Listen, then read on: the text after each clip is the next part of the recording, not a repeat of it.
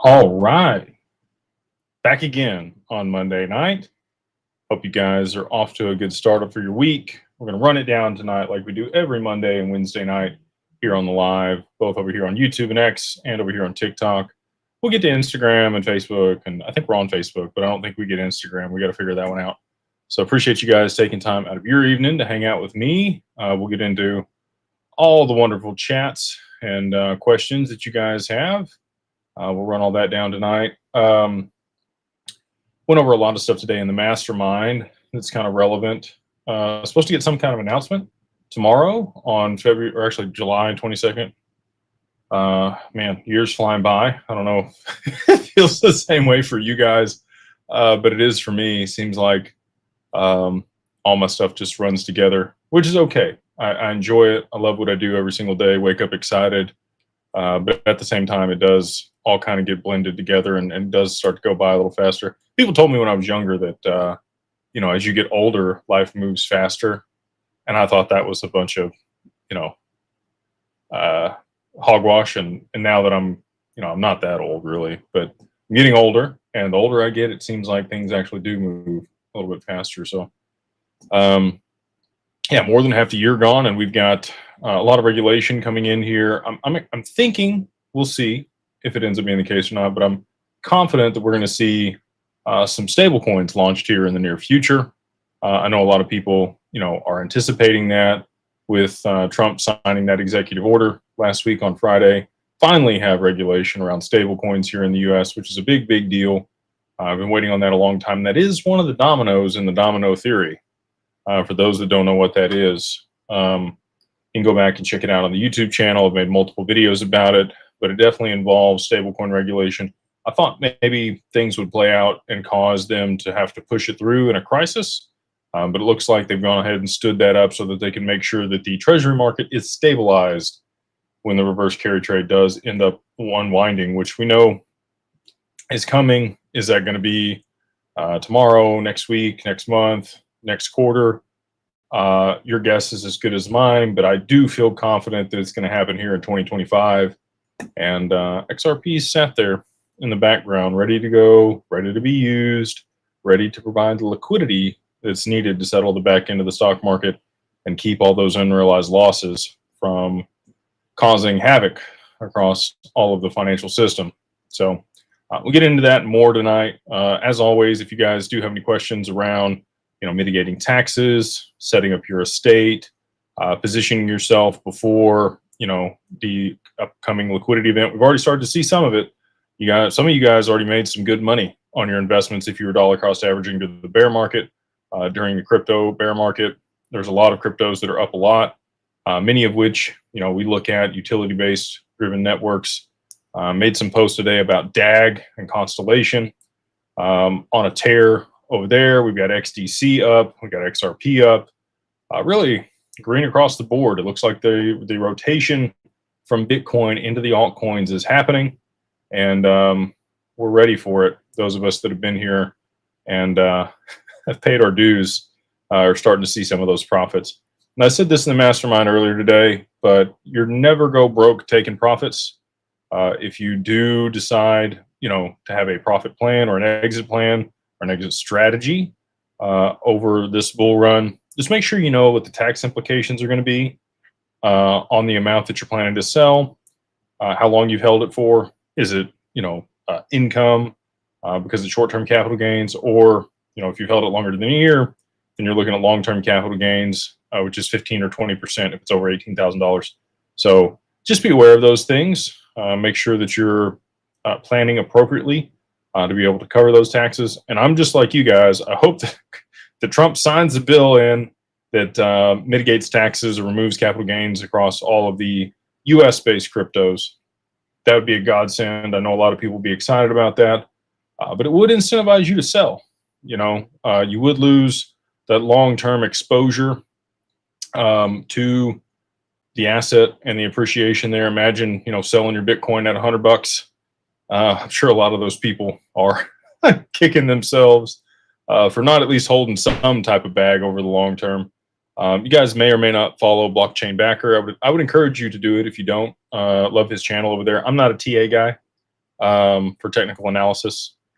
But he does a really good job of it. And his exit strategy involves selling off positions as things appreciate, but he always leaves a moon bag. He's always leaving 35% of his bag in for the long term. And I think, that's a way, especially if this is your living, if how you're, using this to make money, to be able to feed your family like he does, then that's probably a good choice. You got to have cash. Can't be buying goods with crypto just yet. I think that's coming. But right now you need some fiat US dollars to be able to transact and pay your rent and pay your bills and all the other stuff you got going on to feed your family. So anyway, just want to say that, we talk a lot about things here on this channel, how to protect it, put your assets in institutional custody, be able to borrow against it, be able to put it to work and earn cash flow for you. We do have, we actually just paid our first distribution today at Digital Wealth Partners. It wasn't crazy. The first quarter, people got paid about 40 basis points. So 40% of 1% on their XRP. But this quarter already, because of the market and the price action in July here, we're already up about 1.5 or 2% there in the income fund. So if you are accredited, if you have some interest in that, it is for accredited only. You need at least $1 million in net worth outside your primary residence, or between you and your spouse. If you're married, have made $300,000 a year for the past 2 years. If you're single, $200,000 a year for the past 2 years. Makes you accredited here in the US, and you can qualify and participate in those opportunities. If that's of interest to you, or you just find it interesting and you want to learn more about the other opportunities there at Digital Wealth Partners, you can always go to digitalwealthpartners.net and go to the Contact Us form to learn more. You are going to need a minimum in assets and assets in an LLC, and there's some other qualifiers there, but people are printing money with their XRP. They got paid some cold hard cash today for doing nothing but sitting their XRP in their account over there with Digital Wealth Partners, which is pretty cool. So we're going to hop into the questions here. We got Ricky. What's up, man? He says, hey, legend. What's up, dude? Thank you for the super chat. He says, what is the one bit of info that you have received from one that made you truly believe in a supply shock coming? Much love to you and your family. Rick from the UK. Hey, appreciate you, man. It's late there. Man, thank you for staying up and watching this. You're the first one on the docket, though, so you'll be able to hop off and go to sleep after I answer. They did it in 2017. So when Ripple escrowed half of the supply in 2017, that's what caused the supply shock and the FOMO and the run to begin on XRP. And eventually it got to $3.84 at the all-time high. The weekly close and the daily close was below that. We're actually sitting at all-time high right now for the weekly and the daily close on XRP, looking to move substantially higher in the near future, in my personal opinion. But when I put out the domino theory, and I've talked about this a lot of times in the mastermind, but I don't know that I've ever stated it publicly. There were a few people that reached out to me that I'll leave nameless, that said I was pointed in the right direction. And because of their credentials and credibility, I feel pretty confident that it's right. So you said, one person or one bit of info that you received from someone that made you truly believe in supply shock coming. That's what it is for me. I was, given the nod by some key people. If you're in the mastermind, you know exactly who, but I won't share that here publicly. We got Silverado Man. What's up, dude? When do you think we'll see $5? Near future. We're building a base on top of the all-time high right now. So again, I'm not like a chart guy, but from what they tell me, we are building a foundation or back testing the all-time high. And then we will move substantially higher off of that. I feel like when we move off of this one, you're going to see, a pretty large move to the upside. I think they'll blow right past $4 and $5, probably on its way to 10, 25, and 50 is my short-term price projection. And again, predicated on actual catalysts and real things happening, the ETFs. We've had a couple people over here on TikTok ask about the ETF filings here in the U.S. Needs settlement. We need the SEC to state that they're dropping their appeal. I think as soon as we get that, we are going to see BlackRock throw their hat in the ring for the ETFs, and FOMO will ensue. We got AJ. What's going on, brother? He says, "Hey, Jake, you're always, as always, appreciate the time. Thank you, man. Appreciate you being here. With all that has gone on in the past week, Tether Genius Act, my opinion for the short term is the ETF approval will be a major catalyst for price appreciation. Bonds." I would agree with you. I would absolutely agree. I think that, again, we need a supply shock. We need significant amounts of demand for XRP with not that much available supply on the secondary market. And that's what will cause significant price appreciation. I want to run this down publicly here because a lot of people have a misconception around this. People talk about market cap for these digital assets, irrespective of which one it is. You take the last price that there was a purchase of the asset on the secondary market at, and then you multiply that by the total supply, and that's what gives you market cap. So you could have, how much money does it take to move the needle? It really doesn't take that much money because it's total available supply that's being traded, not the total supply that's currently out there. So as an example, I'll give like a brief example here, and I did this on Good Morning Crypto too, but let's say I issue Jake coin, okay? And I mint 10 billion Jake coin, and I go get it listed on an exchange. We'll call it Coinbase. I get it listed on Coinbase. Great. My mom and 10 other people go buy Jake coin for $1. Okay, that's where they put the bid in. I sell it to them, or some counterparty that I sold it to sells it to them for $1. And there's 10 billion outstanding Jake coin. So let's say a total of $11. My mom plus 10 other people buy Jake coin for $1. What's my total market cap for Jake coin?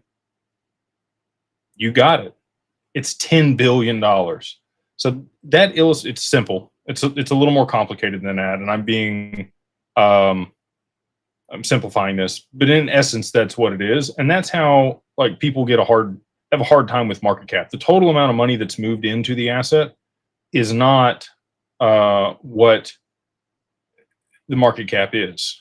Like I didn't move $10 billion into Jake coin to make it worth 10 billion. I literally just had 10 people buy it at $1, and there happens to be 10 billion of it outstanding. It's not like shares on the stock exchange where all of the shares are listed on the stock exchange, right? They're all available for sale at any time between the right buyer and seller, right? This isn't like that. There can be shares that are held away. These aren't shares, these are tokens that are held on the network that aren't available. They could be escrowed even, but they're still counted in the total supply, even though they're escrowed and not available for anybody to purchase or sell. So anyway, just be aware of that. There's a lot of people out there that have a hard time, and I get it. Like people want to use other asset classes and things that they understand and just rehypothecate that over here for digital assets. Most people, reason by an association. Makes a lot of sense, but it's not applicable here because it doesn't operate in the same manner, and these are not shares of a corporation. So hopefully that explains that for some people out there. Next time somebody tells you the market cap of XRP can't be $100 trillion, like it can be. It's literally just supply and demand dynamics of what's available, not total supply, and the last price purchased. We got Prez Nick. What's up, man? He says, Jake, for all the people that don't have 100,000 XRP and can't work with you, we know your disclaimer, not financial advice. Let's say XRP is at 1K and you have 10,000 XRP. What's the smartest way to move? What would you do? So you got what is that? You have 10 mil, you have $10 million. There'd be a lot of extraneous factors that I would need to understand in order to make a good decision personally. I'll give you my constraints and tell you what I would do, right? I'm in my early 30s. Don't live above my means. Have a profitable company and income and employees. I've got retirement accounts. Well, I have my crypto. But somebody my age might have retirement accounts. I've got a longer time horizon and a higher risk tolerance than most people. I want to live a pretty extravagant life when I can afford to do so. I've always lived below my means, and I want to be able to enjoy my wealth. So I've talked about this before, but I'd work backwards. I wouldn't say this is what I have and this is what I can do. I always say this is what I want. How do I get there? So in this example, for me, if I could have like $1.2 million a year in income, that would be double my financial freedom number. Okay, so for me, $50,000 a month is the highest like fund that I could possibly imagine. Okay, so that's nice house, nice cars, vacations, giving to charity, my kids in private school. I'm able to afford all of the luxuries, take care of my family, and give back to my community. Right? If you're making 50 grand a month, like you're doing pretty well. So, and if you're making double that from passive income, then you're financially free. Like that's the construct that I've created in my mind and how I think other people should view this. Like, you know, give back. This person says, give back to our Lord. Absolutely. You could contribute to your church. You could do philanthropy. You could participate in your community in whatever means you wanted to. You could give money away and help other people. So I got a big client texted me. I have to call him back after this. So that's how I would work it. So let's say, you know, it is $10 million. I've got $10 million in XRP. In order to make $1.2 million a year in passive income, I need to generate 12% per year in mailbox money on that capital. There's going to be some risk involved with that. To get 12% on your money, you're going to have to take some risk. How much risk are you willing to take to get that 12%? Are you okay with backing that down a little bit and maybe making 6% on your money? It's still $600,000 a year. That's technically my freedom number, right? So I would probably take a portion of my portfolio if I was working with Digital Wealth Partners, and I would park that in yield-bearing stuff that we're working on. It won't be that much longer, and I know what you're saying. It won't be that much longer, and we'll have, you know, something that generates you somewhere between 2 and 5% a year, risk-free on your XRP. Okay, so I'd probably take half my money and park it there, and I think that's a responsible number. A lot of people probably will do that. Just like a lot of people park 20 to 50% of their assets in treasuries and bonds or money markets, things that are going to print somewhere between 3 and 6% a year, especially if you have a lot of money and that's kind of your base stability income, and you know that that's going to be there. And then I would take the other 50%, and I would be a little bit more aggressive with that. Or I might also borrow against a portion of it and use the income off of, you know, the yield-bearing stuff to service the debt, and then continue to watch it appreciate and be able to draw down more debt against it, and take a portion of that and reinsure the debt with a life insurance policy to be able to pay off the debt so that the assets pass to my children and my kiddos or whoever else I wanted to take care of when I pass away. That's the infinite banking concept, right? So a lot of different ways you can skin that cat. But I would figure out how to set it up where I was making somewhere between 6 and 10% a year through a diversified strategy with some regularity of income to make sure that I knew what I was going to get on a quarterly basis or a monthly basis to be able to cover my bills. And then maybe I have a monthly deal that I know covers my nut, and then the quarterly dividends is the extra that I get to play with. That's probably how I would look at it. And again, you might take a portion of that and compound it and roll it back in. You may not have, the aspirations to spend $50,000 a month or however much money.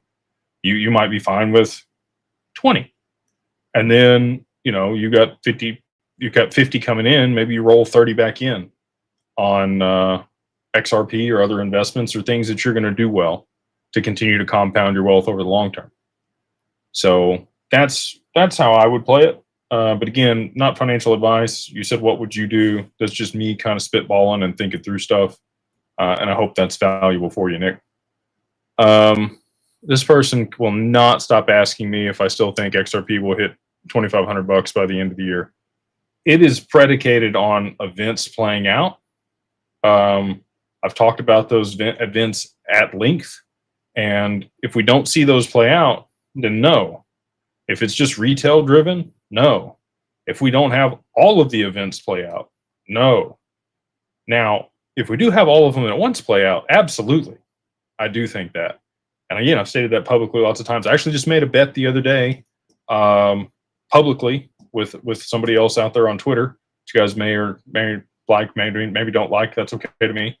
That will get all the people that he's won XRP off of in bets made whole. They'll at least get all their XRP back. But the bet's that XRP goes to $750 by the end of the year. So put my money where my mouth is. I'm confident that this year we are going to see some significant price appreciation, and some people are going to be shocked in how quickly it moves to the upside when it does. Neil, what's going on, brother? He says, hope all is well. Appreciate you, man. Thank you for being here and for the super chat. I have my brother and sister tuning in tonight. Very cool. Can you give your quickest rundown of what XRP is and what it is, the chosen one? They are very new to crypto, so assume they don't know much. Perfect. Okay. I'm sure they use a payment app, and you guys have probably heard me say this 1,000 times, but this is my go-to for somebody that actually will understand how this is going to affect their life. You use PayPal, Venmo, Cash App. Somebody does, or Wise if you're international. And when somebody pays you on that app, you get two options. You can send it to your bank account instantly, and they'll pre-fund it, but it costs you some money. Or you can wait 2 or 3 days, and it'll settle. And it's free because the money actually settles in 2 or 3 days. What if you could do it instantly for free? That's what XRP does. But it does it for the back end of the stock market. It does it for international payments where currencies are exchanged. So if you wanted to go from dollars to Turkish lira or pesos, international remittance, which can cost people up to 10% of the transaction just to pass it through all the banks to be able to settle it.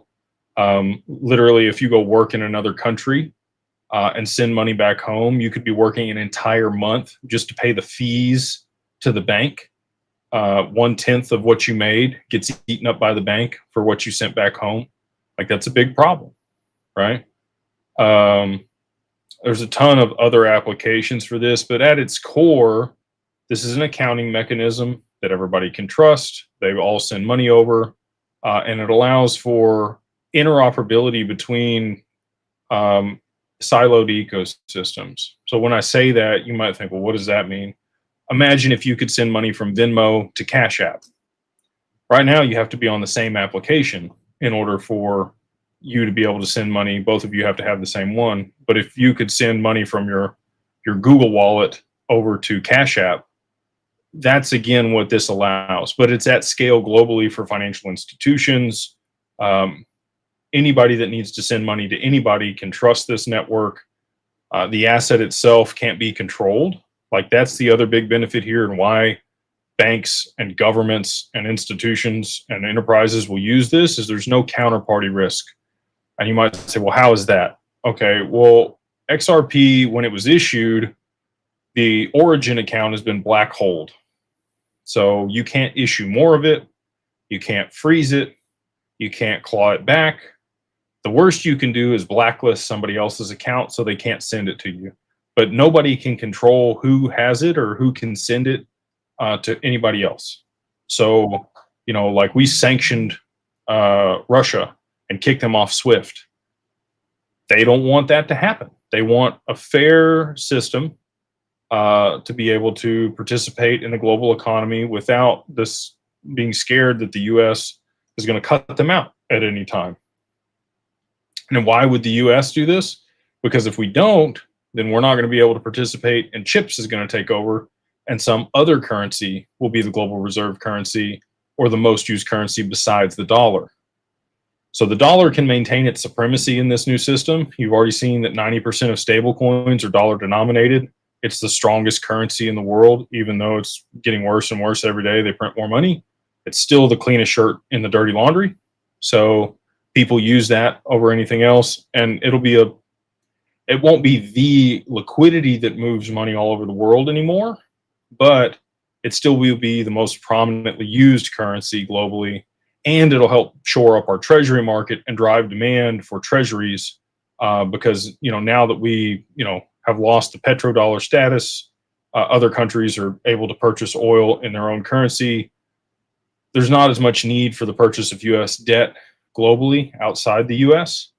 Unless somebody's issuing a dollar-denominated stablecoin, and then they're going to have to buy U.S. treasuries to back it.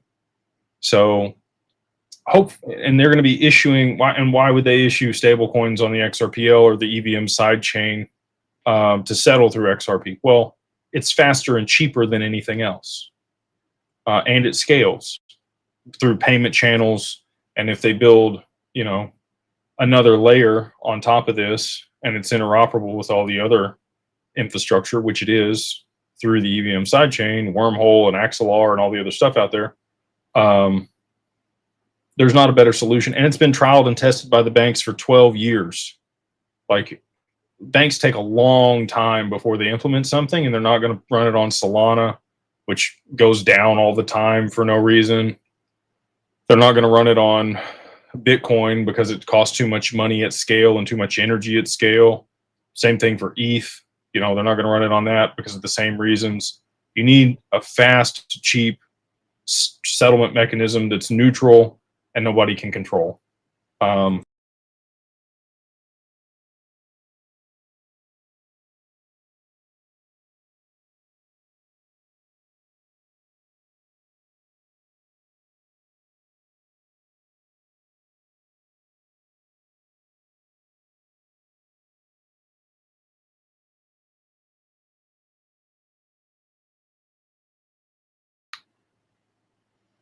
All right, I think we're back.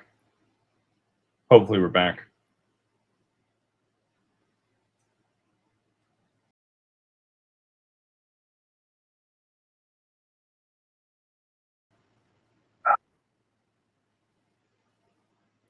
All right, I think we're back. I don't know what's going on. It kicked me out there for a second. I still got TikTok. We'll go ahead and hang out with you guys while the chat gets sorted here on the stream. Here we go. Okay. I think we're good now. Hopefully that was helpful for you. We've got Okie Waker F, TF. They say, hey, legend. Appreciate the content, as always. Appreciate you being here. I've heard you talk about multiple wallets before, but never MoonPay. Thoughts on their non-custody wallet? I buy stuff with MoonPay. I've met the people that run that company a couple times. I like it. They're a Ripple partner. I think that they'll do well. I'm biased, and I'll just say it. I like institutional custody over anything else. There's a reason I built it the way that I did. I think that we provide the best solution on the market with the highest standards and best benefit for our clients. And so, me having access to that, that's where I hold my stuff. But again, if you don't meet the requirements that we have, and I want to talk about this too, because there was a gentleman that messaged my wife on social media and was rather upset, and also commenting on all of our stuff kind of being kind of rude. look, if I could offer the services that we provide to everybody, I absolutely would. Unfortunately, the costs that are associated with running the business model that we do are high. We have compliance. I've got overhead for all the people we employ. We've got partners that charge fees. We've got insurance. My quote back on the insurance is $15,000 a month for the wealth management side of our business to have $10 million worth of coverage. Like, there's so much cost associated because we're the first mover. There's nobody else that's doing what we're doing. So there's a lot of additional cost and overhead here. That again, people that have less than 100,000 XRP, I would not feel right charging any type of fee on that. Now, as the asset appreciates, sure, you will qualify for institutional custody. It's not going to take very much in order to be over $1 million with a lot of people what they're holding. Okay, again, especially if it's going to the prices that I think it's going to go to, almost everybody's going to qualify. Like, the XRP families can be well taken care of. And luckily, we have people that trust us and want to work with us early on that do have enough value that these services and what we provide makes sense economically for them and for us. So again, I would love to provide everybody all the services that we have. But unfortunately, there are actual business costs and other things associated with running these operations that really just don't make it economically feasible. I'd have to charge, if somebody had 5,000 XRP, I'd probably got to charge you, 10% on an annual basis just to make it worth it. That's not fair to you. And you can hold it in a cold wallet for free, and same thing on the funds. Right now, it's accredited people only. And that's not, again, I would love to offer it to everybody. But unfortunately, we have to deal with the regulations and constraints and the red tape associated with running the level of business and meeting the standards that we have to fit. And so because of that, we're only taking accredited investors into the funds. And that's where we are currently. We're working on these products where every customer will have the opportunity to earn yield with us through strategic partnerships. And we've only been able to afford that because, again, a lot of these larger accounts have been willing to work with us, and we've aggregated a large amount of XRP. And so now these partners are seeing that and they're willing to come work with us. So over the long term, it's going to benefit everybody. You're going to get access to institutional products that would not have existed until at least another 8 to 12 months from now.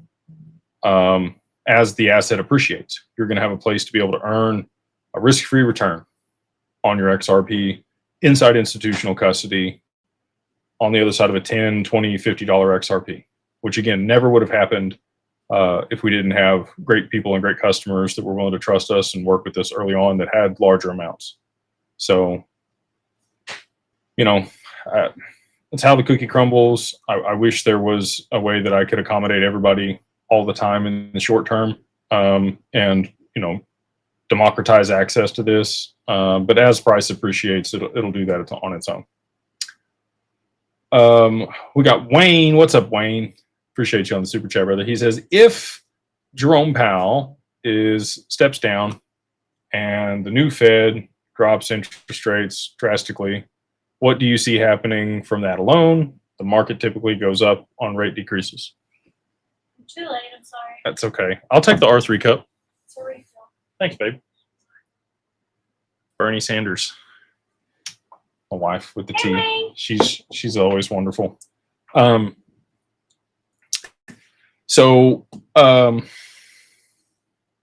You're correct. When they lower interest rates, there's more liquidity. People borrow more money. You tend to see a move to risk on when interest rates drop. People refinance homes. They pull money out. There's a bunch of things that happen when that's the case. The other dynamic at play here is the reverse carry trade in Japan. And we're walking a line. So the reason that they're holding U.S. treasuries there is they pay a higher yield than Japanese treasuries do. Well, if we see a rate hike there in Japan, you'll see a rotation, especially if we lower interest rates aggressively like Trump wants to, 3%. down to 2%, and Japan raises their interest rates, 0.5% or 0.75%, you'll see a rotation from the $1.6 trillion in treasuries that Japan holds, swapping out of those US treasuries and buying their own treasuries, chasing yield because they're going to get more money to hold those versus ours. So that's the line we're walking here. And when that happens, you're also going to see a bunch of loans come due. It's going to be a global credit call on the treasury market, bonds, stocks, gold, crypto, all of it. Every market will plummet. It's not going to matter where you're parked. You're going to get hit. I don't think it's going to last that long. I think it's going to be a V bottom. I think you're going to be fine. I think the stock market goes up and to the right for the next decade after that sharp decline. So similar to 2020 type deal, big move to the downside in the short term, and then rocketing higher on the other side of that with the advent and addition of all these progressive technologies, removing frictions and inflation from the economy. Just the payment system alone, you're going to see 2 to 3% just for credit card fees come off the top, because now they won't have to charge that. Or if they do, it's going to be like basis points that they're charging instead of large, egregious fees like that to be competitive with other people that are transmitting value. So, this is a unique position in time. It's not, appreciate you watching, James. It's a unique position in time that we're in right now. This is something that hasn't happened before, and you're going to be able to take advantage of that if you're in these digital assets in ways that other people aren't. They aren't even aware that that's going to happen. And they think exactly what you're talking about is going to happen. If they lower interest rates, everybody's, it's party like it's 1929. It will be party like it's 1929 because we're going to see that rotation in the reverse carry trade called. So anyway, like I said, market dynamics at play here that most people aren't aware of. And you can't look at one thing in isolation. You have to look at everything across the board. We got high voltage. Mark, what's up, man? He says, I hear people say you're not your keys, not your crypto. Why is it that I pay capital gains when I transfer money from one crypto to another asset when I never possess the asset at all? Just like trading stocks, you don't hold the physical stock certificates, but when you sell out of one position in the stock market, which is a capital asset, and you swap it for another one, that's an event for realizing gains. If you contributed it to a partnership, you're exchanging it for the equity in that partnership. You're realizing those gains and that benefit. Anytime you're realizing those gains and swapping it into another asset, there's an exchange of value that occurs there, and that's where the taxable event is. You can avoid that in real estate through a 1031 exchange, right? There might be something that they implement for crypto in a similar capacity, which would be great. They haven't done anything like that yet, and they may forego capital gains on digital assets. But up to this point, it is taxed as a capital asset. And anytime you're exchanging it for cash or for another crypto, you're getting the capital gains that have been accrued and realizing those in that exchange. Whether you possessed the asset or not, if it's held on an exchange and you're swapping it, you're still getting that benefit, and that's why there's taxes. It's a good question, though.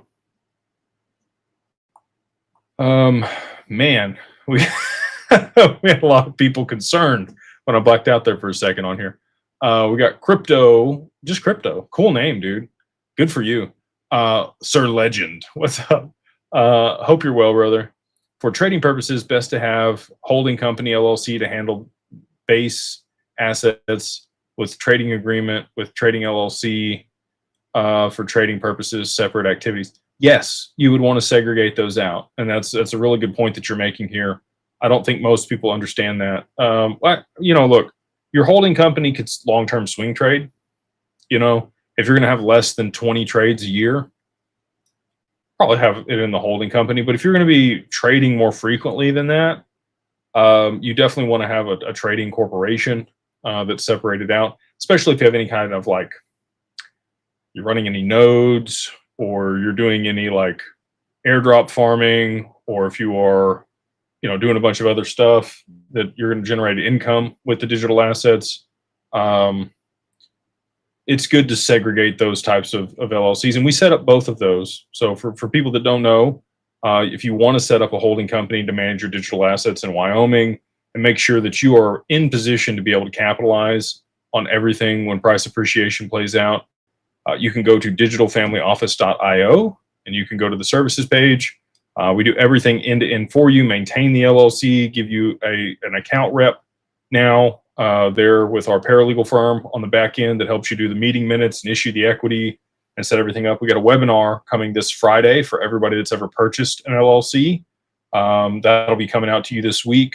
I don't know if it's this Friday or next Friday, but going to give you everything to do with the corporate veil service that we're now offering. We're also working on automatic bank account creation. That's been a recommendation or request by most people that have set stuff up with us. So again, just trying to continue to add value in any way we possibly can to our client base that's trusted us to form their both their trading company, which we can do. You have to ask for that specifically. Most of the time, it is just a holding company to manage your digital assets, to be able to take advantage of the full breadth of the tax code, insurance on the other side of price appreciation, buy a vehicle, travel, educational resources. There's lots of things that you can write off against the gains there from your crypto if you're doing it the right way. And you want to work with professionals that understand how to do that. And we provide, a lot of those people. You're welcome to use your CPA if you have one that's qualified and understands digital assets. But we have a lot of partners and recommendations that we can make. And we do everything for the LLC all in for $2,000. Again, you can go do LegalZoom. You can go work with another attorney. I'll give you everything that we do so you kind of understand why it costs more than LegalZoom. Okay. So LegalZoom is just going to do social security number. They're going to tie that to the EIN at the federal level, and they're going to issue your articles of organization in the state. That's it. They're not going to give you the template for the operating agreement. If you go to an attorney and have it drafted, somewhere between $1,500 and $2,500 just for the operating agreement. They're not going to give you a certificate of good standing. They're not going to give you a step-by-step process on how to move your digital assets into the LLC. They're not going to make sure that you don't have any tax implications for setting up the LLC because, they don't know how to do it and file it the right way. They're also not going to give you a back-end admin to make sure that you issue the equity, do all your meeting minutes and board resolutions and everything else that's required to actually keep your corporate veil intact. We set it up in Wyoming. You might say, why Wyoming? Well, 3 reasons. Well, there's more than 3 reasons now. But the digital asset regulation there in Wyoming is super favorable. It's the best in the U.S. Next to that, you have attorney-client privilege, and that's another reason we use the corporate veil service. Their name is always going to appear on the filings every single year. We also provide a virtual office for you to be able to get mail and get that forwarded to you so you don't have to put your address on things associated with the LLC. In addition to that, the anonymity, and then there's no state taxes there in Wyoming. Sometimes that's a benefit, sometimes it's not. Sometimes we have to file reciprocity with your state, especially if you're in, New York or California. Like, they're going to get theirs. You're in a state that's like very hard on that. So you don't necessarily get the tax benefit of the state deal piece. The other piece is a charging order action. So if somebody does sue you personally and the corporate veil is maintained correctly, which we make sure is done, they can't get to the assets in the LLC. We can also set you up as the first lien holder or the first creditor on the business. So that way, if somebody does sue you and comes after the LLC and they put a charging order against it, you're still ahead of them in line to get all the assets out of the company before they get anything, right? So make sure you're working with professionals to do this the right way, that understand all these things and can build in protections for you and your family so that you never lose these assets in a lawsuit or to a creditor or somebody else that's going to come after you on the other side of price appreciation. So again, if that sounds cool to you, if you want to work with us, we would love to have you. You just go to digitalfamilyoffice.io, go to the services page, go to the LLC creation, and use the code 50OFF, 50 OFF DAG, like Digital Ascension Group LLC. So that's 50 OFF DAG LLC, all capitalized, get you everything all in to make sure that your assets are protected and you're set up for price appreciation. The other piece that I want to mention here, well, TikTok, you messed me up. I had another piece that I wanted to mention, but maybe it'll come to me. So we'll go ahead and hop into the rest of these questions here. And again, appreciate you guys hanging out with me. Got like 3,200 people here on YouTube and across other channels. Shout out to you guys for taking time out of your Monday night. And I don't ever say this, but if you could like, subscribe, click the notification bell if you're getting value from this. It does help the algorithm and helps the channel grow, and it is very much appreciated. We got M says, for my LLC to own my Decent, just notarize the doc with the appropriate info along with the operating agreement. Much love from Louisiana. Keep slaying the game. Appreciate that, man. Yeah, that's exactly right. So in the step-by-step process that we provide our clients, we show you how to use the cold wallet where your assets already sit. You don't have to send them anywhere. You're just going to list those wallet addresses. So 4 things and we break this down in like, you have a page where it shows you what goes where. But it's going to be the wallet address, not your keys. You don't have to put your keys on anything. The wallet address itself, which is a public address. Anybody can go see that. The asset that it holds. So if it's XRP, XLM, HBAR, whatever it is, Bitcoin, the amount of the asset. So if it's 10 Bitcoin or 20 Bitcoin or whatever it is, and then the dollar amount that's worth on the day you transferred it in there, and you go get that notarized, and you get that done at the bank or a title company or really pretty much anywhere that has a public notary. Sometimes it's free, sometimes it costs you a little money, but that serves as a timestamp of when that transaction took place and those assets moved into the corporation, and then you're good to go. They're in there. And then you have a ledger, because it's a public ledger, of any time you make an additional contribution. You can see that right there to your wallet. It's a full running total of every transaction you make on the blockchain. So super easy to audit, very easy to do. We try to make it as simple as possible. And again, if you want to work with us, you can use the code I provided. We give you that step-by-step process on how to do that. Bud Ray, what's up, man? He says, hey, Jake, fellow Texan, Carbon One LLC formed. Heck yeah, dude. Accredited, KYC complete, set up and nearly ready to upload XRP. No advisor assigned yet. Approximate time frame. Talk to my team about this today, because you are not the only one, Bud Ray. We're going to try to truncate that period down and at least get people a phone call within the first 48 hours after they've been onboarded.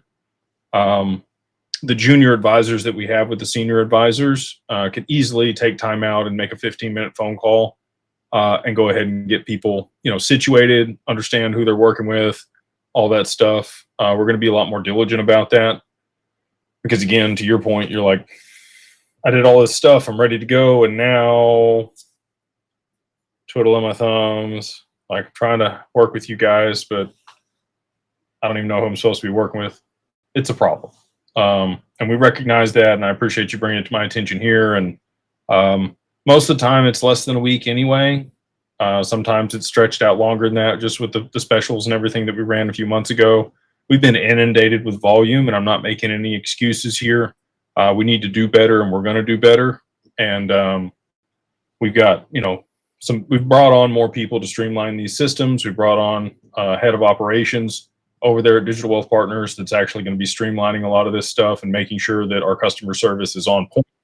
And again, really appreciate, your trust in us and willing to work with us. And I apologize for any delays you have experienced, sir.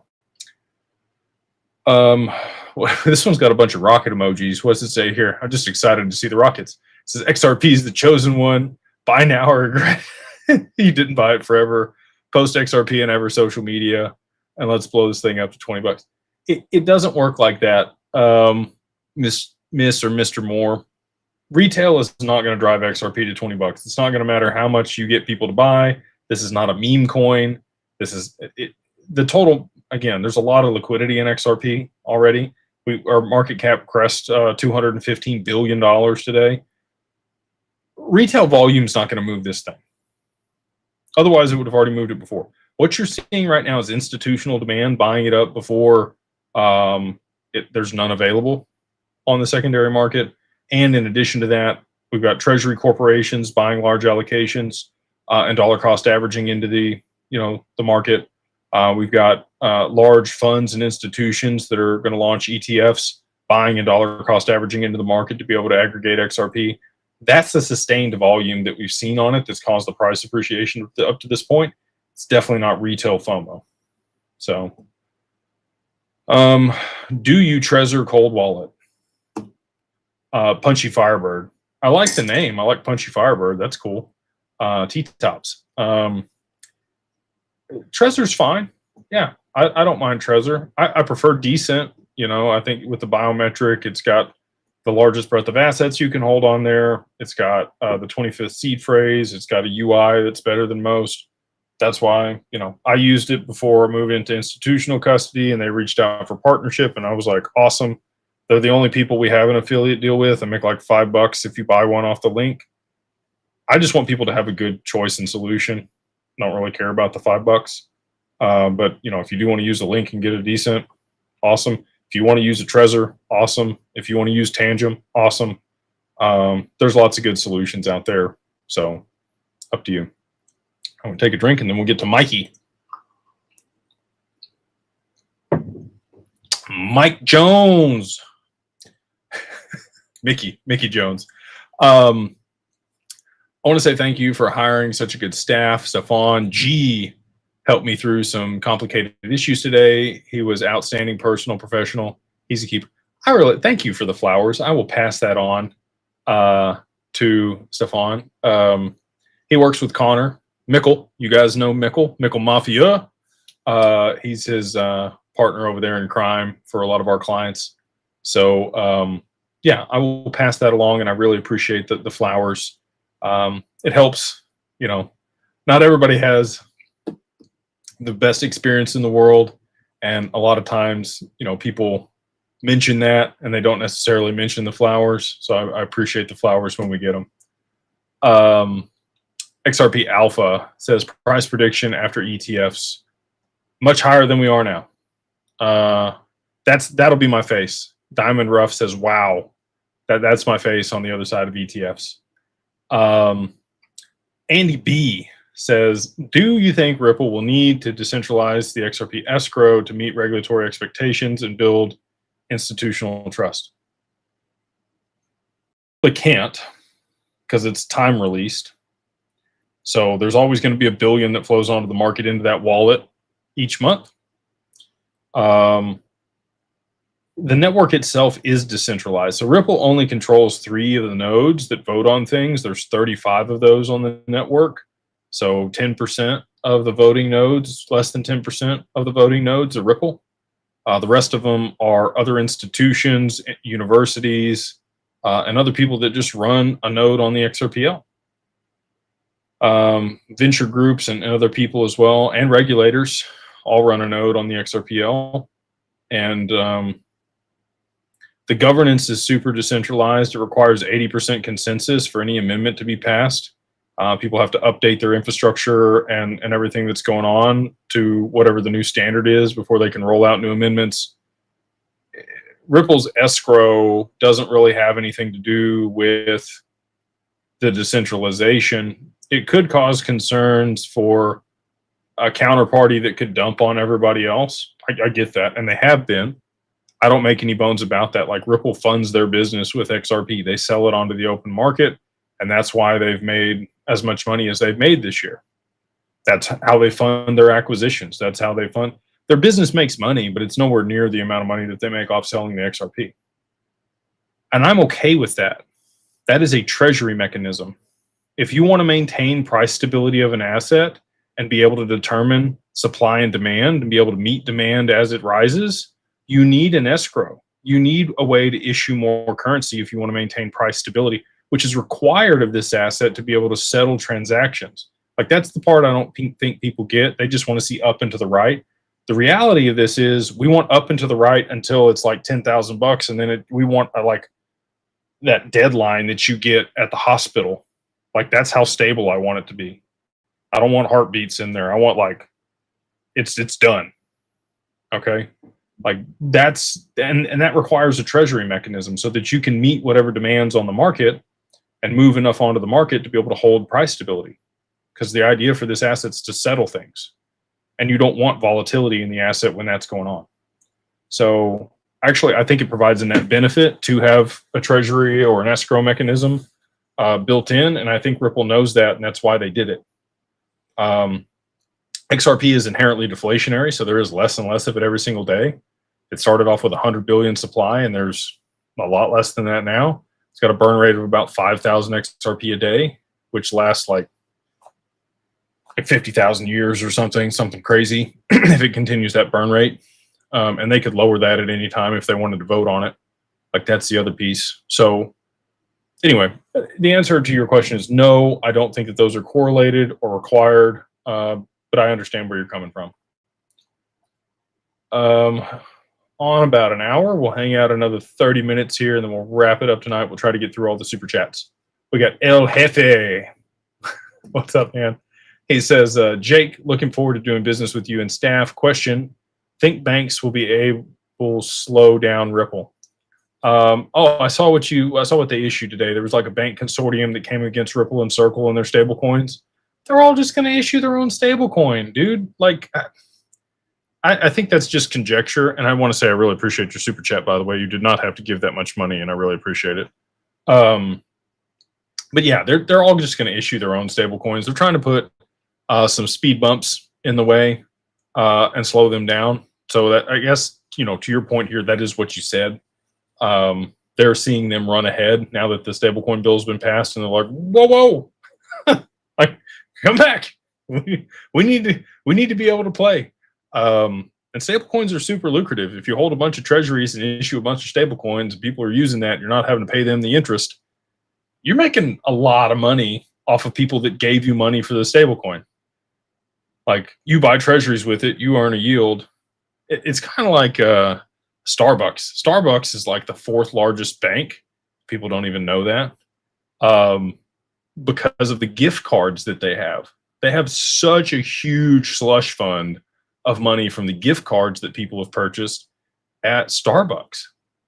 And so they could issue a stable coin, buy a bunch of treasuries with that slush fund, and be printing money.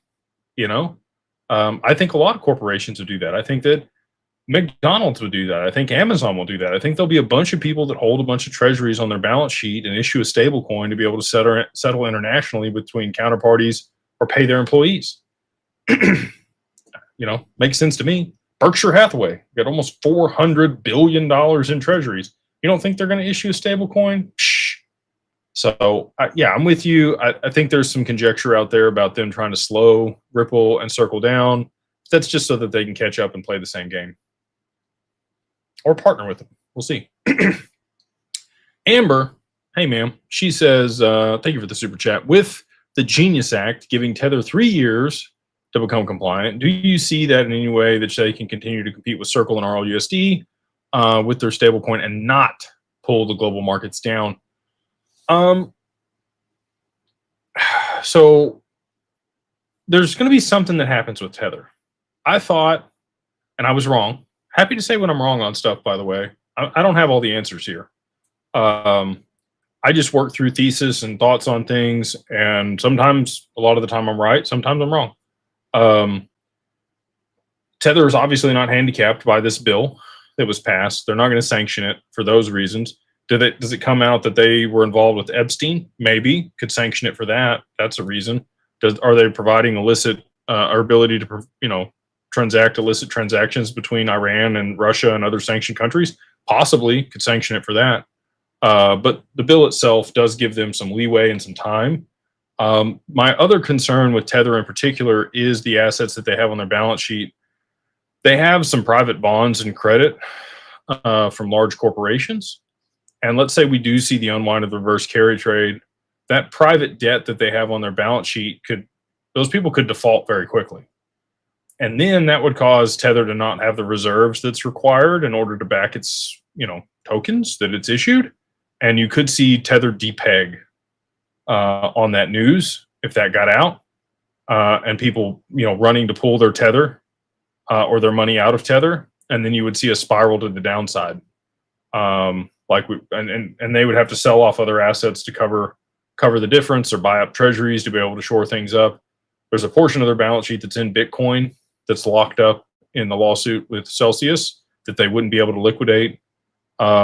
If there was a depegging for Tether, I think you would see huge runs on Bitcoin and other digital assets that were tied to Tether, and a lot of downward momentum there as well. So if any of those are on their balance sheet, they're not worth what they were, and it would continue to cause losses in Tether and their peg. So that's my new thesis. That's my new thought, is there's something on Tether's balance sheet that's going to lose a lot of value when the reverse carry trade unwinds.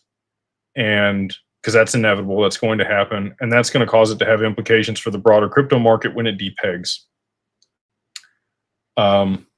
We'll see. Again, I do have a crystal ball now because of Hal Davis. Shout out to Hal and his family. But it just tells me about DWP, if you guys can see that, which is pretty cool. It doesn't tell me what the future is. I tried to get him, get one that wasn't broken. I rub it. I don't see anything in it besides that. So, let's see here. We'll get a couple more super chat. We got Angus. Can you explain how the price impact for XRP works when larger banks have been using RippleNet for years, but not XRP itself? Who says the use at all when network offers advantage is what I assume he's trying to say there.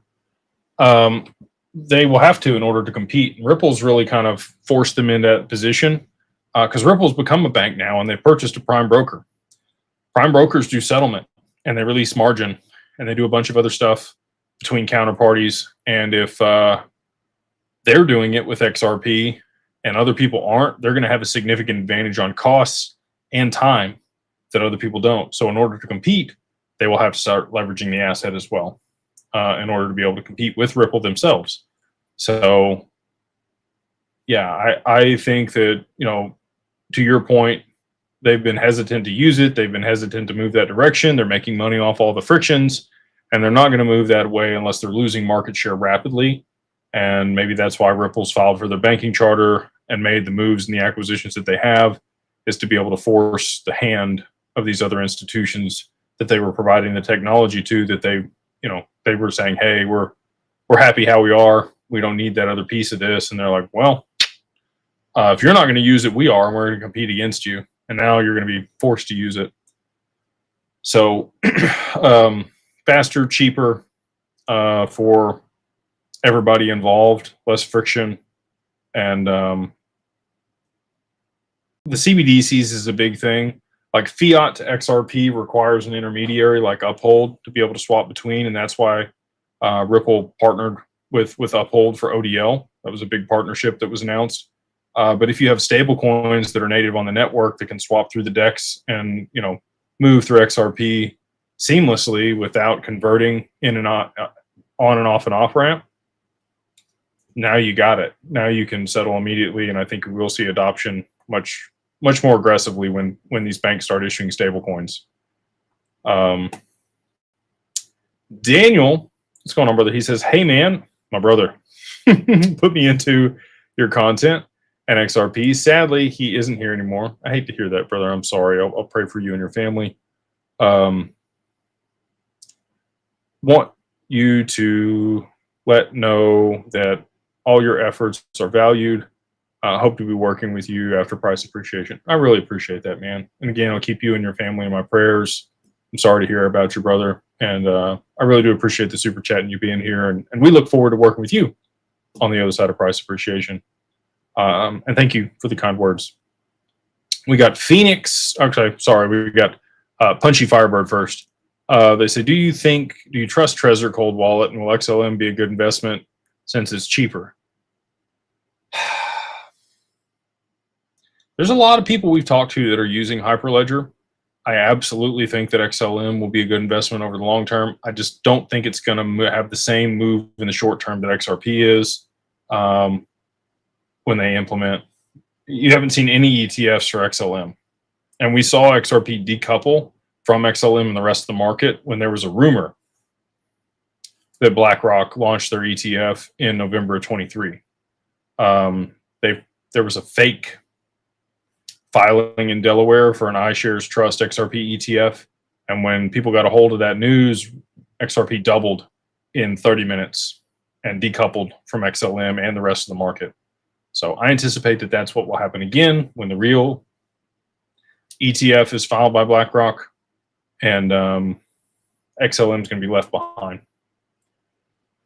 And yeah, Trezor is just fine. Anything, well, I shouldn't say that. We've had people that have had problems with ledgers. I'll just leave it there. I already signed up, and I also set up the LLC in Wyoming with your staff, but I've been trying to figure out how I can put my crypto into institutional custody to get a loan against it. I don't know if I should say this on a public channel. He'll be very mad at me. If you want to learn more about the loans,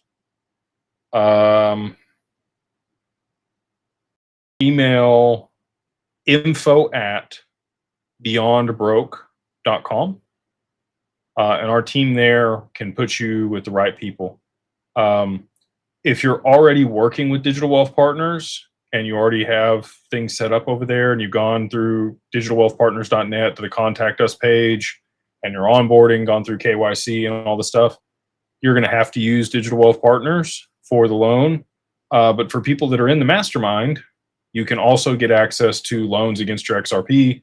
We have multiple institutional partners that we provide liquidity with, 45% LTV against your XRP. It is higher on the interest rate. It's 15% over 12 months. But you can borrow against your XRP today if you're part of the mastermind.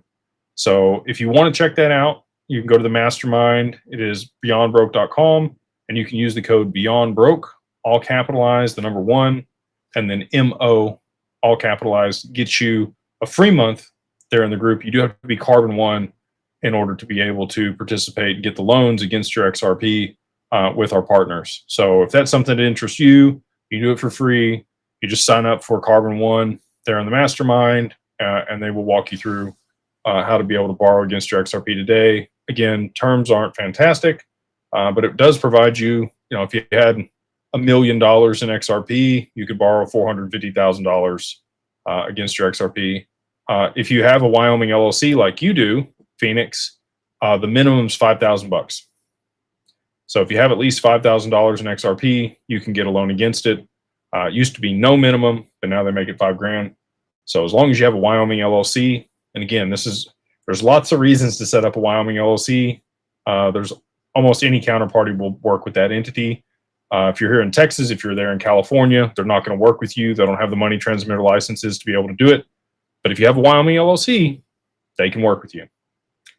Derek, what's up, man? He says, Jake, thank you for everything that you do. I've been in XRP since 2020 and just found your page last week.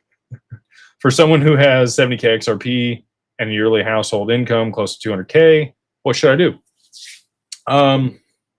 Kudos for getting a good bag, man.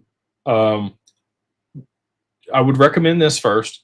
If this is your real name, I would get it off your YouTube channel. And I also wouldn't tell people publicly how much XRP you have.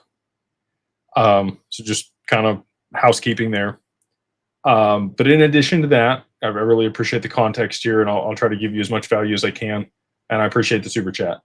I can't give you financial advice. I'm not a financial advisor, and I probably should go over all the disclaimers here since I haven't already. This is for entertainment and educational purposes only. You should always consult with your wealth advisor, CPA, or lawyer before making any tax, legal, or financial decisions. If you need those professionals, you can absolutely reach out to Digital Ascension Group or Digital Family Office, and we can provide those people for you. In addition to that, any claims or statements made here are my own opinions. They are not opinions of the firm at Digital Ascension Group, Digital Family Office, or Digital Wealth Partners. My legal and compliance team told me I have to say this stuff, so I apologize for the disclaimer. All right, let's get into the fun part. Excited that you're here. Sounds like you're doing pretty good, man. I don't know what you want me to tell you, to be honest with you. You already got a good bag of XRP. Doing pretty good with your job, it sounds like.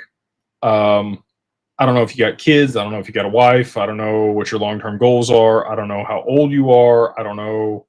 There's a lot of things I don't know. You did give me at least some context here, which I appreciate. I would set up an LLC for the amount that you have. You've already got, a pretty good chunk, over $200,000 worth in your crypto portfolio. So that's enough.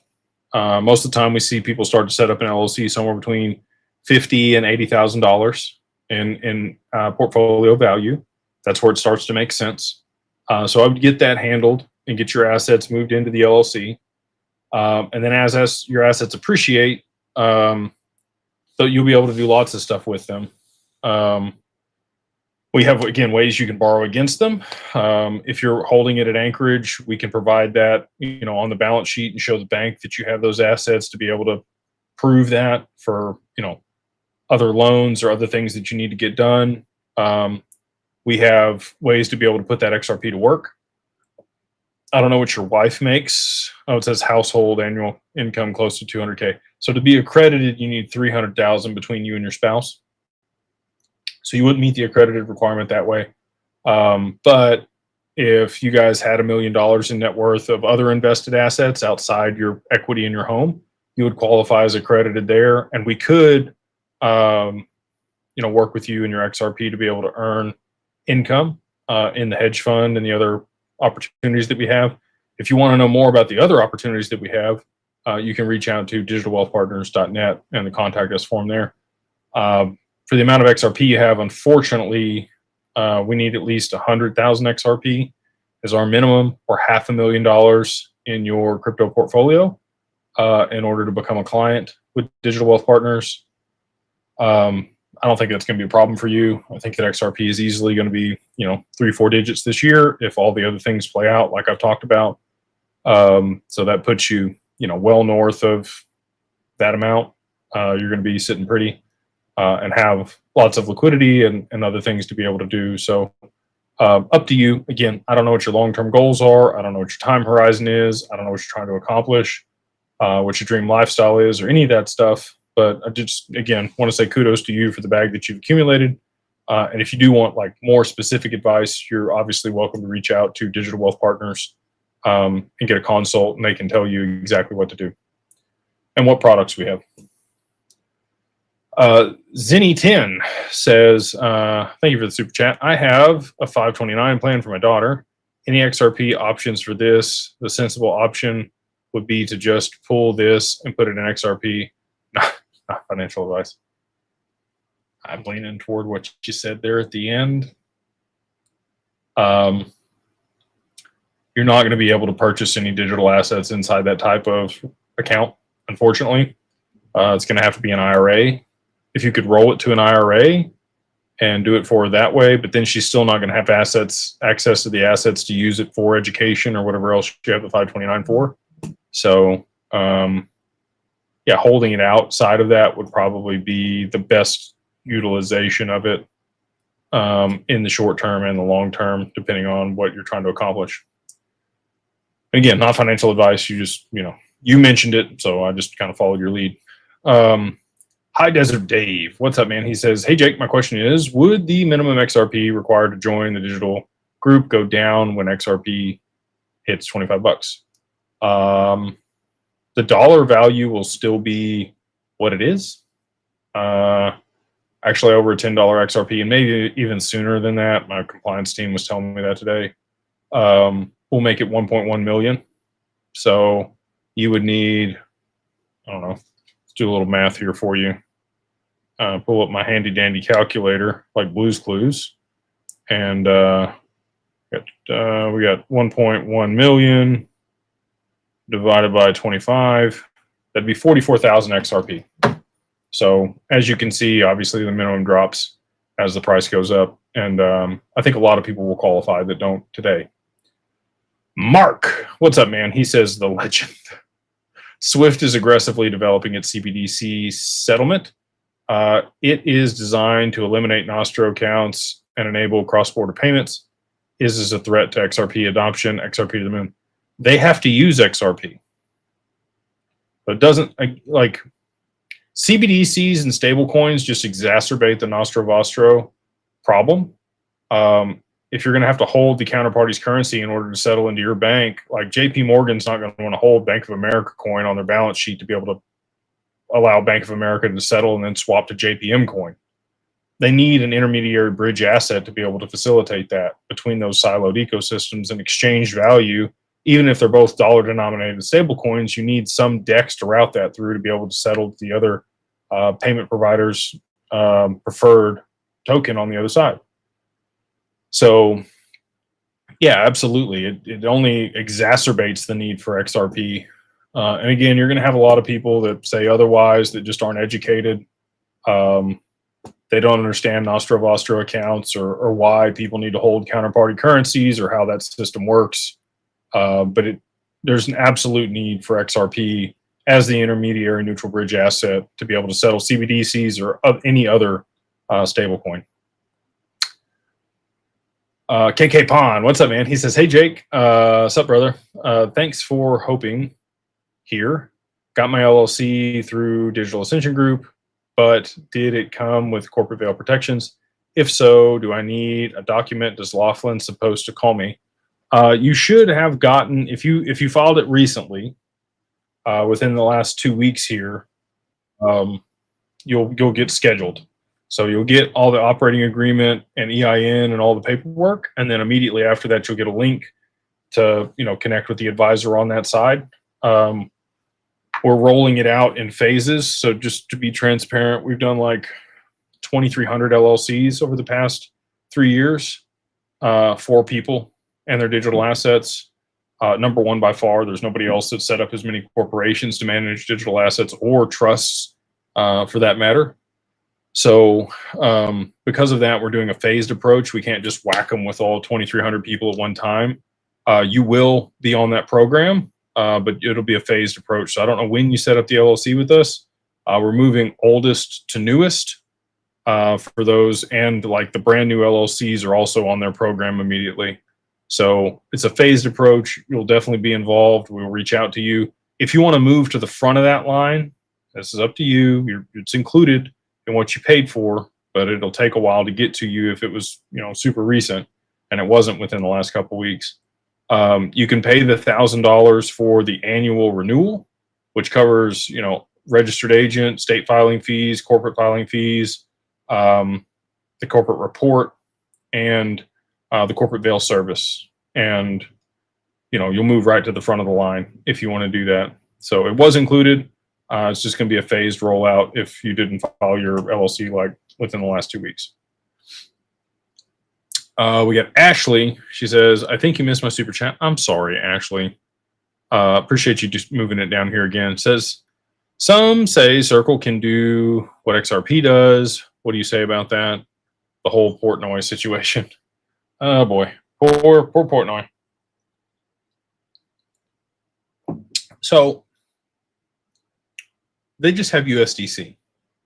I can tell you Anchorage is going to delist USDC because they don't think it's compliant with the Genius Act, and they're going to list RLUSD. So, but again, settlement between counterparties, if you both want to accept USDC, it's fine, sure. But if you don't necessarily trust Circle for whatever reason, or you want a different stable coin on the other side of the transaction, or let's say you want a stock, or you want V-Bucks. I don't know what you want on the other side of the transaction, but it's not USDC. You need an intermediary bridge asset to be able to settle that transaction. Just like I talked about above with the CBDCs and other stable coins, XRP is even further needed for interoperability between ecosystems and counterparties exchanging value. So I don't think that at all. We've met with Circle. They have a very boring business with the money market stuff that they do, but it's very profitable. I'm super happy for them. Excited that they've gone public, and I think that they are a champion for the industry. But they definitely do not do what XRP does. We got, do you think the percent of people that own XRP is minuscule enough for the system to not care if they're millionaires? Absolutely, I think that, and most people that have it are going to mess it up anyway. And I don't say that to be mean or disingenuous or like come at people. It's just percentages, like 70% of people that win the lottery go bankrupt within 3 to 5 years. So no, they're not worried about all these people that are going to become crypto millionaires. I know many people, as an example, I'll give you an example. There was a guy that I met that became a billionaire off of Ethereum. He participated in the ICO and got into Bitcoin early, bought a bunch of ETH, went to jail. That type of guy. Okay. Risky. Got out, found his ledger in the top of a closet, was a billionaire because it had been 6 years while he was in prison for the asset to appreciate, and nobody had got his wallet and was still sat there. He then took that money and staked it in UST and borrowed against it, and then restaked it in UST. He used Aave. So he borrowed against his ETH with Aave, 90%, took that money, staked it in UST, earning 20%. And he doubled down on that and lost almost everything when UST unwound. So people that make money fast tend to lose money fast too. And again, I'm here to hopefully get through to some people, make them start thinking about stuff, educating themselves before they come into a lot of money. It's best you become a millionaire before you get $1 million. There are skills, traits, and beliefs that people that are high net worth that have earned that over an extended period of time have. If you've been here for XRP, you at least have perseverance and patience, right? There's very few other assets that have required the extended amount of time to participate in an ecosystem to be able to generate this type of return. Solana, meme coins, NFTs, you name it. There's been a bunch of other stuff where people have gotten rich very quickly. And they will lose it very quickly. So, no. The answer is they do not care if 10 or 20,000 people on the planet come into a lot of money. Most of them are going to blow it off anyway. I'm here to make sure that we can provide the services and professionals that you need to make sure that that doesn't happen for you and your family, and you have generational wealth off of this very good decision that you've made in your lifetime. So is there going to be another orchestrated shakeout? I don't know. I mean, you had 5 years worth of a shakeout with the lawsuit. Like, if you're still here, you probably deserve some gains. You know what I mean? And they're ready to use this stuff. It's not like it's years away anymore. Like, this is ready to go. So is there another dip? Who cares? I'm hanging out. It doesn't matter. And everybody else I'll just buy more, just like everybody else would. So I don't think the only way they're getting people out is if it goes up. If it goes to $10, $13, $20, $25, people are selling. It's not because it's going to be down. They're going to get people out on the way up at this point. And then again, I want to say this, there's nothing wrong with it, taking profits. You never go broke taking profits. But at the same time, don't sell yourself short. Have a exit strategy where you probably have some left over the long term. Cotton Clark's A says, hey, Jake, Cotton in San Antonio, the Alamo, town south of you. Yep. Hearsay, banks already have XRP ready to go, enough to launch, market cap over 6 trillion. Word. Can you comment? Yeah, I believe that. Sure. Especially with stablecoins and stuff that's coming along. I could see that. Caleb Productions says, how would you rank HBAR amongst XLM after ETF? Probably be doing better. More liquidity and more demand there is for an asset, the more the price is going to appreciate. Let's see here. We got Woodstove Bear says, is 10K the max for XRP? I need more to attain ultra high net worth status. Haha. Any chance you will start pre-boarding small bag holders at DWP?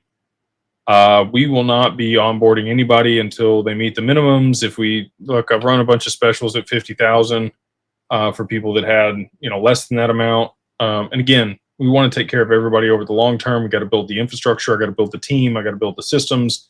I got to get costs down so that we can lower costs for everybody else. We got to start somewhere, and that's what we're doing. So, over time, we will definitely be able to work with small bag holders. I don't think it's a small bag. I think somebody labeled a video that, and people got real butthurt about it, but it's not my intention. Living Our Lives says, U.S. retired veteran from Texas, living in the Philippines. Very cool. Oh, excuse me. Would it be possible to start an LLC in the U.S. without actually living there? Yeah, absolutely. If you have your citizenship here, and even if you don't have your citizenship here, you can absolutely set up a company. It's not always the best idea. I just want to make that clear. You are tying yourself to the U.S. and you're going to have nexus here, and you're going to have to pay taxes in the U.S. But it could be good depending on what you want to do. And again, if you do want to set up an LLC with our team, happy to do it.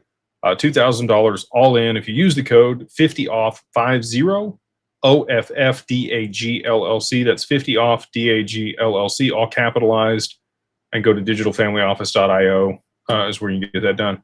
We got Willie Plank says, hey Jake, thank you for all that you do for the novices. Guys aren't novices. If you're here, you're ahead of everybody else, man. Like if you guys are watching this, if you're excited about digital assets, if you're educating yourself, you're ahead of 99.9% of people. He says, I'm sure you work with fiduciaries in wealth management, right? Yep, we are a fiduciary. We are a registered investment advisor. We have oversight from the SEC and FINRA. We're the only wealth manager in the world that exclusively manages crypto and digital assets, or provides institutional custody for anybody less than $50 million in Bitcoin. So yeah, we are absolutely fiduciaries. Same thing on the hedge fund as well.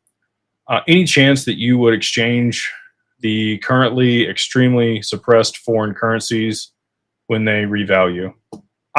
Willie, you're going to be mad about this, and I hope I'm wrong. I just want to state that. I hope I'm wrong. I don't think the alpha's there in these foreign currencies. I know people have propagated that for a long time, and they're like, hey, swap into the dinar and the dong and the zim, and I've got a company that'll do it for you. They're clipping fees off of the exchange rate for people. We have clients that hold large amounts of foreign currencies. It's not anything that I think we're ever going to deal with. I could be wrong, and I want to be. I want people to make a ton of money and me just be way off base here. But the reality of it is, anytime we have seen, company or countries issue a new currency or revalue their currency, it's always a new note. Especially if it's going to be backed by something. And there'll be an exchange rate from the old currency to the new currency. So again, hope I'm wrong. Hope people make a bunch of money on the dinar and the zim and the dong. It's just not something that I think is going to pay out like a lot of people have propagated. Scams, not honest. I proved him wrong with a patent that the DCC is using XRP and XLM. He lied about it on Spaces. I hope you dance on his grave. Look, scams, that's who the bet was with publicly. And at least I'm going to be able to get people their XRP back that did lose to scams. Jessica says, hey, Jake, how high do you think hash will go in the bull run? Depends on if it's utility based or if it's speculation driven. I mean, you could see a dollar hash if it's just speculation. So provenance and their token, I think, is a good opportunity. It's the only thing that I hadn't bought outside. I put like $2,000 in it when it was a penny not too long ago, after I made the video about insurance and saw that they were tokenizing insurance on the blockchain. And then I interviewed Mike Cagney here on the channel. If you guys want to go check that out on the YouTube, it was great. He's brilliant. They're packaging up mortgages. They're doing $750 million worth of mortgages on chain every single month, crushing it there on provenance. So again, I think that token and the network itself is probably going to be used at scale at some point. Could be wrong though. We'll see. Is 10K the max? I don't think 10K is the max for XRP over the long term. I think you could go to 100K or maybe $1 million over the long term. Jesse Navarro says, hey Jake, I live in New Braunfels. Very cool. I have a phone meet with you of your staff on Wednesday to get my LLC set up and transfer. Would like to meet with you and your staff in Dallas in person. Absolutely, dude. We have an office that's going to be up and going first week of August. So, and again, I'm just going to say this, like I said in the mastermind, it is not an open invitation for anybody and their mother to come to our office. It'll be by appointment only. We're happy to see people, but we do have the door locked, and we will have people up front to make sure that whoever we're meeting with is who we're supposed to be meeting with. But yeah, happy to meet with you if that's something you're interested in. If you schedule a time. We got RK says DWP helped us get our ducks in a row, onboarded in the Mastermind LLC, XRP at Anchorage. Awesome. Thank you for the peace of mind. Appreciate the vision and commitment. Thank you for that, man. And the flowers. Really excited to have good clients like yourselves. And I mean, you laid it out there. You're part of the mastermind, so you're getting educated. You understand, what's going on. You're on top of all this stuff on a regular basis. You set yourself up for success to be able to, mitigate taxes and protect your assets with the LLC. And now you have them in institutional custody where, they're safe and insured, segregated, bankruptcy remote, and you can earn returns on them or borrow them against them at any time. And you've got your advisor right there at your, at your disposal to make sure that you're making all the best decisions for you and your family over the long term. Next piece is the family office side. Once you're over 20 million, set up bill pay and accounting and, all the reporting. And you'll have your full dashboard that you can look at every morning about your entire empire, basically, So anyway, super excited to be working with you. Thank you so much for having trust in us and our team. And again, if you guys are interested in that, you can join the mastermind and get started right up here. It's beyondbroke.com, and you can use the code BeyondBroke, all capitalized, the number 1, and then MO gets you a free month there in the group. Doesn't cost you anything to get started and be part of the community. We have over 4,200 people there in the mastermind that have aligned interests and an allocation to digital assets.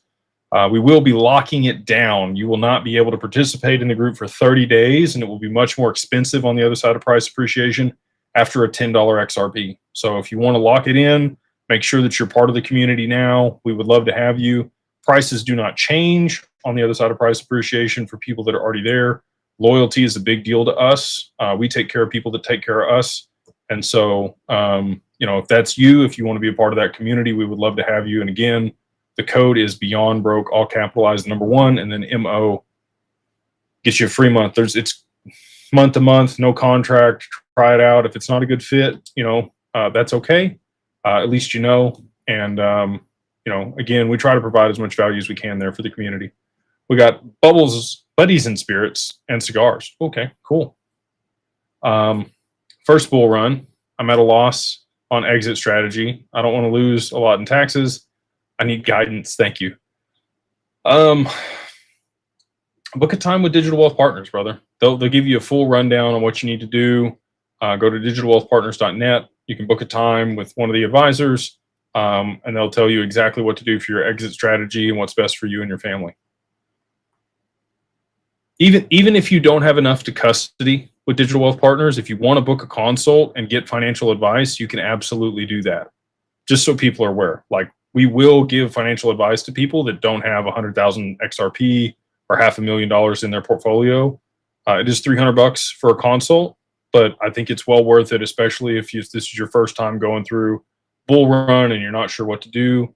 They can absolutely explain everything end to end. All of the people that work there have been through multiple bull runs, have large allocations to digital assets, understand everything and the nuances in this asset class like nobody else. Any other financial advisor, I guarantee you, is going to be like, I just sell your assets. We're going to give you a strategic way to be able to exit the market and capitalize on your goals and mitigate taxes all in one spot. Flip Flops says, aloha, what's up from Hawaii? Is it correct to say that two banks using the same stablecoin cross-border still need to use a layer 1 like XRP or ETH sending between wallets? Yeah, you would just move over the EVM sidechain or Matic or one of these other networks to be able to settle real time or pretty close to real time with low cost if they wanted to accept the same stablecoin. You could do it that way. That's a great question. We are past the hour and a half mark, so I'm going to rapid fire these last couple here, and then we're going to wrap it up tonight. We got Scandinavian butthole. Wow. If XRP does hit your projected end of year number with low 4 digits, what would be your guess for end of year 2026?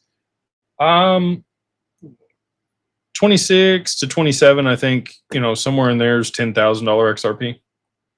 Pretty confident in that. We got Frazzle Demont says, hey Jake, appreciate all that you do. Thank you for being here in the super chat. Heard you say that when BlackRock ETF goes live, the XRP will decouple from XLM. I hold both. Would you exchange XLM for XRP if it were you? I don't own anything except for XRP and a little bit of hash.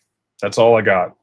So if that tells you anything, can't give you financial advice. You make your own decisions. But I don't own any XLM. And I've talked to lots of financial institutions that are going to use XLM. Like, it's going to be used. For me, my thesis is XRP has significantly higher price appreciation in the short term. And that's why I'm positioned there. And I can tell you this, like, we're already able to generate returns on XRP, not on XLM. We're able to borrow against XRP, not XLM.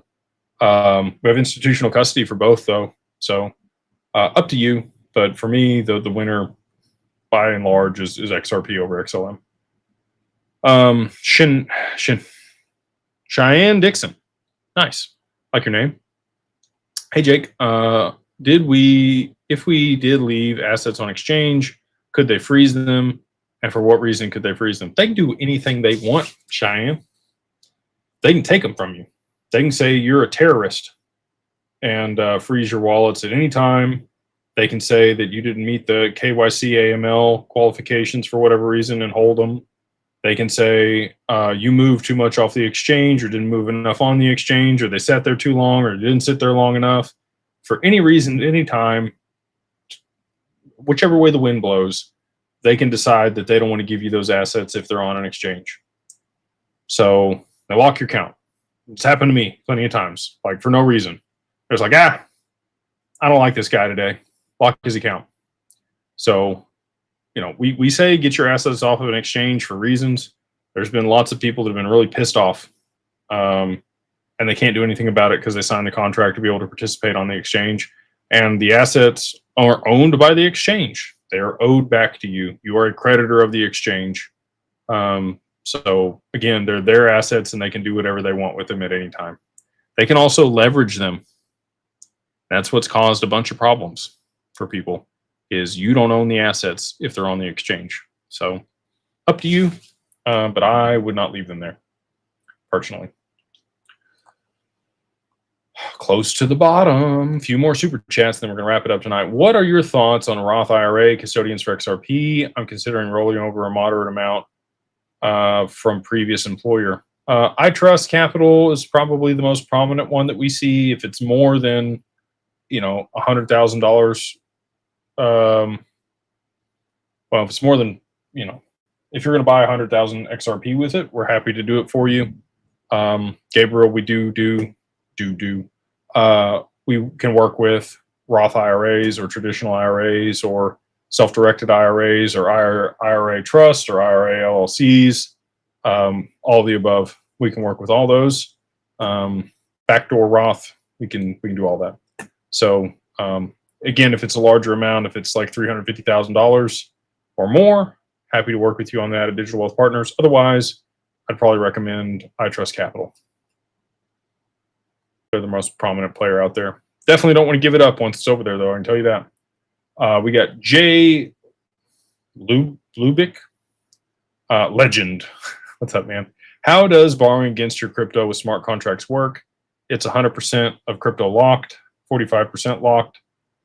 Can some be sold off after price appreciation to pay back the loan? All right. So it's held at Anchorage. It's not a smart contract. The people that we work with, you actually have a counterparty that will try to help you and not just liquidate you. So that's a huge benefit. If it's Aave or Compound, good luck. As soon as it meets if the market wicks down, they're selling your stuff. That's not going to happen over here. They give you some time, and they will make sure you're alerted before there's a capital call or problems. They'll ask you to top stuff up and make sure that you're aware of the situation. So that's the reason we partner and do the things the way that we do, is because it's not in a smart contract and you have a bit more leeway and benefit. It's 100% of the crypto locked that you want to borrow against. You only get 45% of the value against it. And that's for your own benefit. If you wanted to do more LTV than that, like let's say you did 90% and it wicks to the downside and you loses 30% in value, like they're going to have to sell your stuff off to cover their losses, right?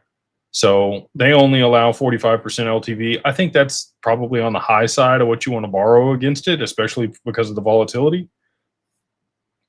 Most people are doing 20 to 30% against their assets. You lock it up.